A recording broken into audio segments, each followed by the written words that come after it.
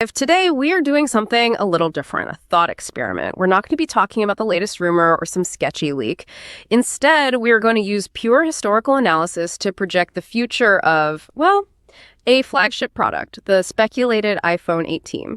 And I want to be crystal clear about our mission here. This isn't just guesswork, it's a deep dive into systematic patterns. We're looking at Apple's known, very methodical approach to hardware, their long-term vision, and using their own history as the best predictor for where they'll be in 2 generations. Exactly. And that's the knowledge shortcut you're here for, right?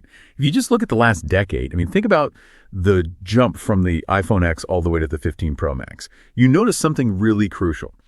Apple, they rarely do a radical ground-up redesign. They are absolute masters of meticulous refinement, the big breakthroughs, like promotion or moving to titanium. They're always the result of years of work in the background. They only get integrated when they're seamless and ready for millions of people. So understanding that slow, steady rhythm is the key. It's how we can logically predict what the iPhone 18 will look like, feel like, and maybe most importantly, what it will let you do. Okay, let's start with the most obvious thing, the part you look at all day, the display. The history of the smartphone is basically a battle to push the screen to the very edges. The bezels on the latest Pros are already so thin they almost vanish.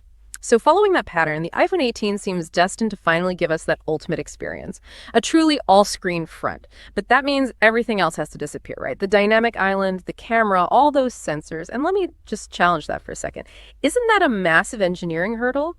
We've seen other companies try under-display cameras and, well, the quality is often pretty bad. Washed out, soft images. Are we sure Apple wouldn't just go for a tiny punch hole to keep their photo quality up? That is the essential friction point. But the one thing we know about Apple is that they're willing to wait. They will not integrate that kind of tech until it meets their incredibly high standards for both performance and, that seamless feel. The sources, or rather the patterns, suggest that by the time the iPhone 18 rolls around, they'll have perfected it. Under-display Face ID and a completely invisible front camera.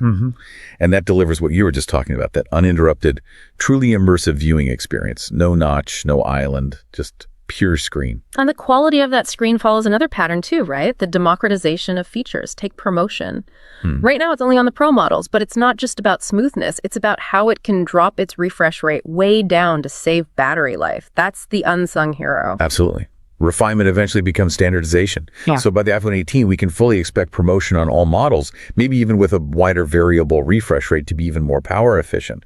And at the same time, peak brightness, color accuracy, all of that will keep marching upwards for better HDR video. It'll just pop. Okay, so let's talk about the engine that drives all of that. Every single year, a new A-series chip that sets new benchmarks.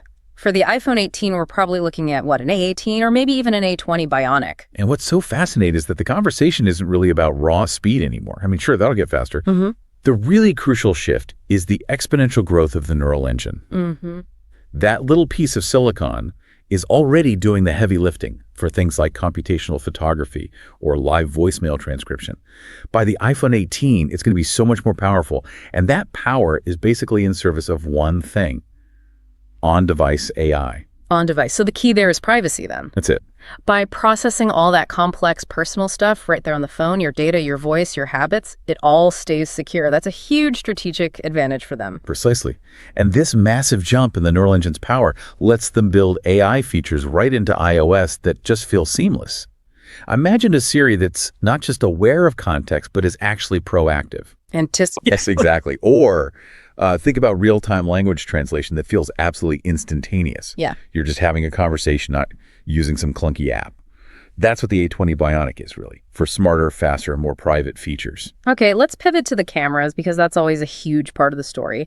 The pattern we've seen is pretty clear. A major hardware upgrade followed by a few years of software refinement.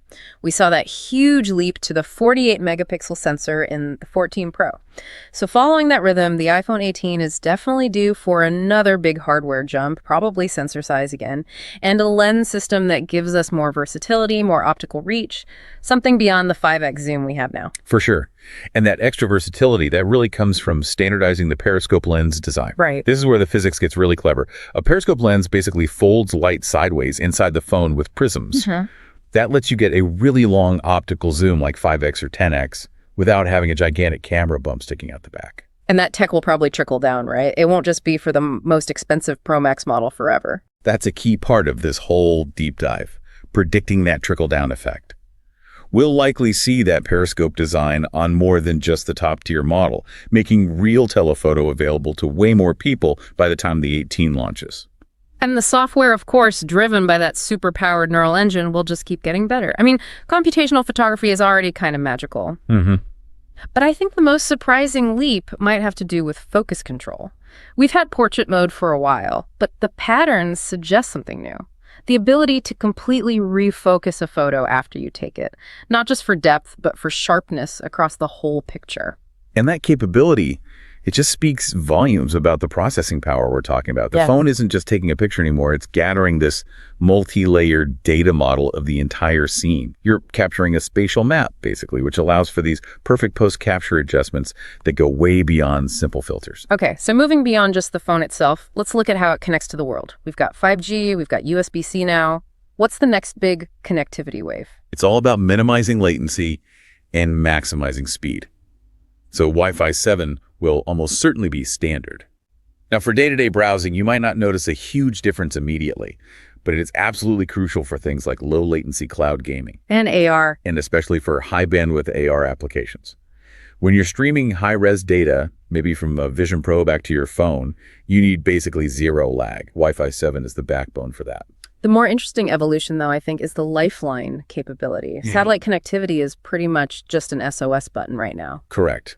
And the pattern there is, if Apple introduces a foundational technology, they will inevitably make it more useful over time. So by the iPhone 18, it's highly probable that satellite tech will evolve beyond just emergencies, maybe basic messaging or low bandwidth data when you're completely off the grid. Which just makes the phone a more resilient, more useful tool in more situations. It makes a genuine lifeline. Exactly. What about the physical device itself? The shell. We saw them move to titanium for the Pro models for that strength-to-weight ratio. And I feel like by the iPhone 18, we can probably expect that to become standard, at least across the whole Pro line, right? Maybe even for the base models. I think so. It serves two purposes. It's functional, of course, durability is key, but making premium materials more accessible is part of their strategy. We'll also see them continue to integrate more recycled materials, which aligns with all their long-term environmental goals. And does that tie into the feel of the device, the feedback? It does. It ties directly into haptics. The Taptic engine will just keep getting more refined, more nuanced. Think about feedback that goes beyond just a simple buzz.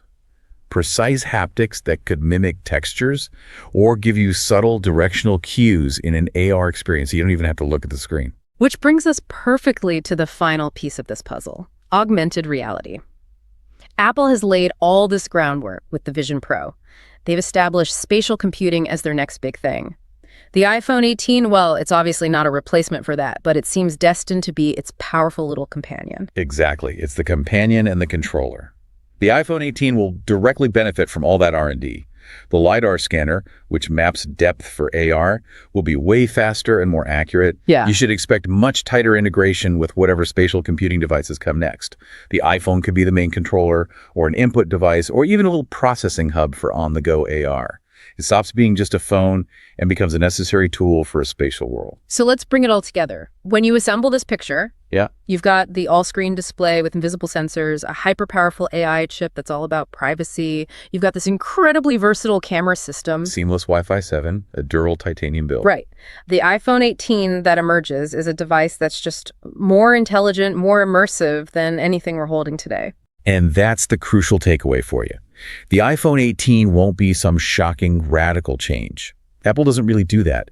It's a culmination.